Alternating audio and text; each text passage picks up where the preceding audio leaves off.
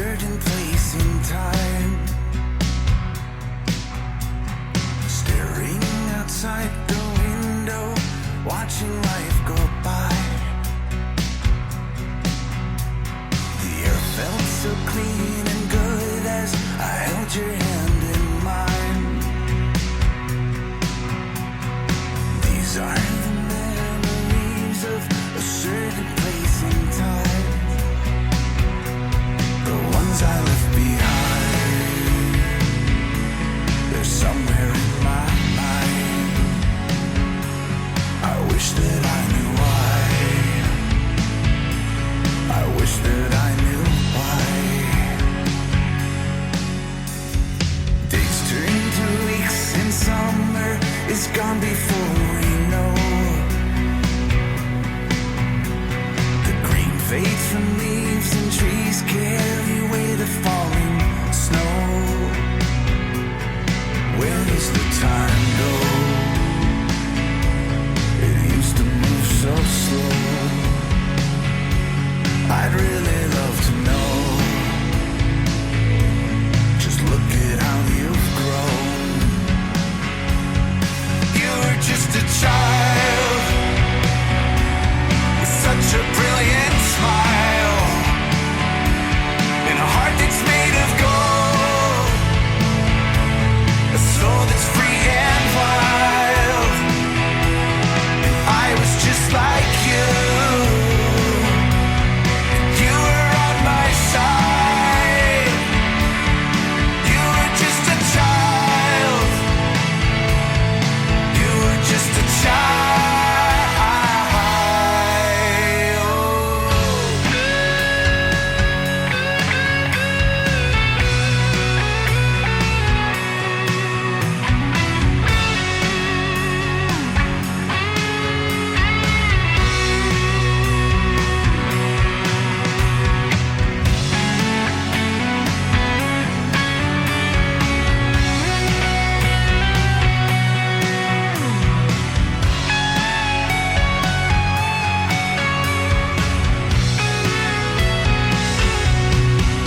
This isolation was always a part of the plan. There's a new medication, and it's happening again. আপনারা সবাই সঙ্গে ছিলেন, কাজে আমার নতুন করে বলতে হবে না যা যা দৃশ্য, যা যা কথাগুলো বলা হয়েছে। এটা বর্ণনা যদি দিতে হয়, শব্দ যদি ব্যবহার করতে হয়, তাহলে বলতে হবে একটা বিভৎস দৃশ্য। এটা মানুষের মনুষ্যত্ববোধ বলে কোনো জিনিস যা আছে সেটার থেকে বহু গভীরে নিয়ে গেছে। এটা নিশ্চিহ্ন করার জন্য মনুষ্যত্ববোধ যেন কারো না থাকে। নৃশংস অবস্থা, প্রতিটি জিনিস যে হয়েছে এখানে যতটাই শুনি অবিশ্বাস্য মনে হয়। এটা কি আমাদেরই জগৎ, এটা কি আমাদেরই সমাজ? আমরা এটা করলাম। এবং যারা নিগৃহীত হয়েছে, যারা এটা শিকার হয়েছে, তারা আমাদের সঙ্গে আছে। তাদের মুখের থেকে শুনলাম কিভাবে হয়েছে। কোনো ব্যাখ্যা নেই। এটা ব্যাখ্যা থাকলে কিছু একটা হলে মানুষ বোঝে যে এটার কারণ ছিল। এটা বিনা কারণে রাস্তা থেকে উঠিয়ে আনার মতো কথা। বিনা দোষে কতগুলো সাক্ষী সাবুত হাজির করে সেই এই এক্সপ্লোসিভ কতগুলো গাড়ির ভিতরে ঢুকে দিয়ে তারা বলছে তুমি সন্ত্রাসী, জঙ্গি, এইগুলো বলে বলে তাকে নিয়ে আসা হয়েছে। এবং এইরকম ইন্টারোগেশন সেল, এরকম টর্চার সেল, এরকম টর্চার সেল সারা বাংলাদেশ জুড়ে আছে। সেটাও শুনলাম আজকে। আমার ধারণা ছিল যে এটা বোধহয় এখানে আয়নাগর বলতেছে কয়েকটা আছে, এখন শুনতেছি আয়নাগরের বিভিন্ন ভার্সন সারা দেশ জুড়ে আছে। কেউ বললে 700, কেউ বললো 800। এতে সংখ্যাও নিরূপণ করা যায়নি পর্যন্ত কতটা আছে, কতটা জানা আছে, কতটা অজানা রয়ে গেছে সেই জিনিসগুলো। আমরা এমনি শুনি আইএমএ জাহেলিয়াত বলে একটা কথা আছে। এই গত সরকার এই আইএমএ জাহেলিয়াতকে প্রতিষ্ঠিত করে গেছে সর্বক্ষেত্রে। এটা তার একটা নমুনা। আর আমি কমিশনকে ধন্যবাদ জানাচ্ছি, তারা বহু কষ্ট করেছে। অন্যান্য কমিশন তো তারা করেছে, অন্তত তারা নিজেদের ঘরে বসে করতে পেরেছে। এদেরকে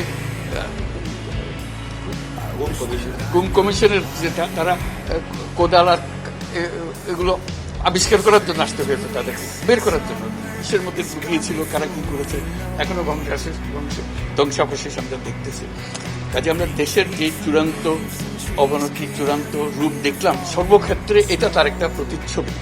কাজে গুম কমিশন যেটা আমাদের সামনে নিয়ে আসলো সেটা হলো যে কি কি পরিমাণে একটা দেশকে সর্বদিকে ধ্বংস করা যায়, এমনকি মানুষের একেবারে সামান্যতম যে মানবিক অধিকার সেটুকু থেকে বঞ্চিত করে রেখে দেওয়া হয়েছে। আজকে এটা জাতির জন্য একটা বড় চূড়ান্ত রকমের একটা ডকুমেন্ট হবে। আপনাদের সাক্ষী রেখে আপনাদেরকে নিয়ে এসে আমরা শরীক হলাম এটাকে। যারা এই ভুক্তভোগী তাদের সঙ্গে কথা বললাম, কয়েকজনের সঙ্গে ভুক্তভোগীদের সংখ্যা আমার জানার মতো 1700 প্লাস, 1750 প্লাস এরকম যারা ভুক্তভোগী। অজানা কত এটা তো আমরা আর জানি না, কেউ বলে যে এটা 30,000-এরও বেশি হবে। কাজে সেটাও আমরা ধরে নিলাম যে একটা সীমারেখা দরকার, যেটা আমরা অজানা প্রমাণ দিতে পারিনি। এই যে উদাও হয়ে গেছে, মানুষ নিশ্চিহ্ন হয়ে গেছে, কেউ বলতে পারছে না সে কথা।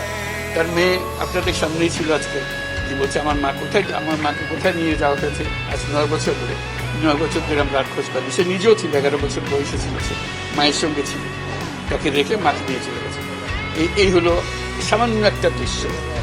এই দৃশ্য বড় করুণ দৃশ্য, এবং এটা কঠিনতম যে লেসনটা হলো, যারা করেছে তারা আমাদেরই সন্তান, আমাদেরই ভাই, আমাদেরই ঘনিষ্ঠ আত্মীয়, তারাই করেছে। এবং আমরা এই সমাজকে যদি এর থেকে বের করে না আনতে পারি তাহলে এই সমাজ তো টিকে থাকবে না। যে এইভাবে যদি আমাদের হয়, আমাদের সন্তানরা যদি এগুলো করে এবং তারা যদি এইরকম কাজ করতে পারে, যে মানুষের পক্ষে যেটা সম্পর্কে একজন বলছিল যে খুপড়ির মধ্যে তাকে রাখা হয়েছে, গ্রামে তো মুরগির খাঁচা চেয়ে বড় হয়, এরকম অবস্থা। মুরগিও নড়াচড়ার যেরকম জায়গা পায় না, ওরও নড়াচড়ার কোনো জায়গা নেই। ওকে ব্যবস্থা রাখা হয়েছে, মাসের পর মাস, বছরের পর বছর তাকে ব্যবস্থা রাখা হয়েছে। এটা মানুষের সামনে এখন বিচার রইল, কিভাবে আমরা আবার নতুন করে সমাজ করতে পারি, যাতে করে আমরা এই যে এটা আমাদের সবারই অপরাধ, যেটা হতে দিয়েছি আমরা দেশে। আজকে আমরা মুক্ত হলাম, সে মুক্ত বাংলাদেশে আমরা যেন নতুন করে আবার সমাজ করতে পারি, এটার থেকে একেবারে অতি দূরে যেন আমরা চলে যেতে পারি। এটার নমুনা, এটার সাক্ষী, এটার যে ডকুমেন্টেশন গুম কমিশনের রিপোর্টের মধ্যে থাকবে, এবং এটা অবশ্য পাঠ্য হিসেবে সবাইকে পড়তে হবে, এবং তাদের যারা করেছে তাদের বিচার করতে হবে। তা না হলে আমরা নিষ্কৃতি পাবো না এটার থেকে, এই যে কাজগুলো করে গেল তারা। তা না হলে আমরা আবার মুক্তভাবে বলবো কি করে যে আমরা এই দেশের মানুষ, আমরা পরিষ্কার। যারা করেছে তাদের জন্য আমরা কেন মুক্ত হতে যাব? তাদেরকে সে বিচার করবো, জনসাধারণ বলবো যে হ্যাঁ এটা উচিত বিচার হয়েছে, তখন আমরা এটার থেকে মুক্তি পাবো। সেটাই হলো আমাদের আবেদন দেশের সবার কাছে, এই বিচারটা যেন আমরা করে ফেলতে পারি। এইগুলো সব এভিডেন্স, যা যা আমরা দেখলাম, সেই এভিডেন্সগুলো সিলগালা করে রাখা হবে, যাতে করে কেউ বিনষ্ট করতে না পারে, যখন বিচারের কাছে যে এটা প্রমাণ হিসেবে ব্যবহার করতে পারে, সেই হিসেবে আমরা থাকি। ক্ষতিপূরণ হিসেবে আমরা দেখিনি, আমরা দেখছি যে ন্যায় বিচারটা তার যেন হয়, অতি তাড়াতাড়ি হয়, যে বিচার দীর্ঘসূত্রিতায় করে থাকবে, সেই জন্য এটা থেকে নিষ্কৃতি পায়। এটা আমাদের ফার্স্ট প্রেফারেন্স। তারপর দেখা যাবে তাদের কি করা যেতে পারে। তার জীবনটা ফিরিয়ে দিতে পারবো না, যে জীবনের মাধ্যমে সে গেছে,